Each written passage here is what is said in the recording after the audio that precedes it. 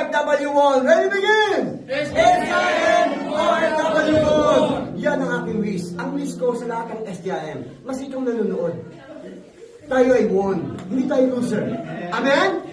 So, pangalawa, ang member, ang wish ko, ay maggamit kayo sa ministry na magbahagi niyo sa ng Diyos at magkawang gawa. Yan ang pinaka-the best ng wish ko. Higit sa lahat ay maging useful kayo. So, minsan pa muli sa lahat ng mga member, nagiging katuwa. Saludo po sa inyo lahat sa inyong participation, cooperation, magiging supportive sa gawain at sa manggagawa. Mahal ko po kayo. Salamat sa dalawang birthday. No, siyempre, mga si Pastor, siya mag-pray sa akin. Pero yung mga leader, kasi takyaw eh. No, sa kanalang sa Ito yung edad niyo, Pastor? Aba, ang edad ko. Amen! Okay! Wala lang sikreto. Ako ay hindi AGC. Ako ay upa. Pero malapit na ako mag-senior citizen. Ang edad ko po ay 59 years old. Pero tingnan niyo ang aking mukha. Not my face, no? Hindi pang 59 years old. Ah, 95 eh.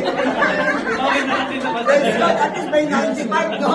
Dahil kayo sa Panginoon. 53. Pero, okay, isa sa pinaka-wish ko about sa hindi sila, maging, ang laging prayer. Alam mo, masaya ako.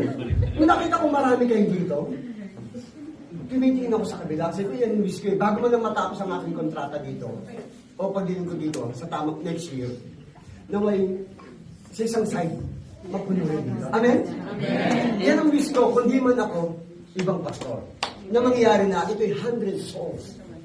Ang SDI. Amen! Amen! Sa inyo, higit sa lahat, maging fruitful kayo, maging faithful. Pero hindi papaalam ako, ha? Yan ay wish ko lang. Okay! Ano pa gagawin natin? Okay!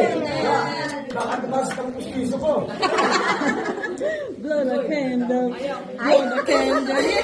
Okay!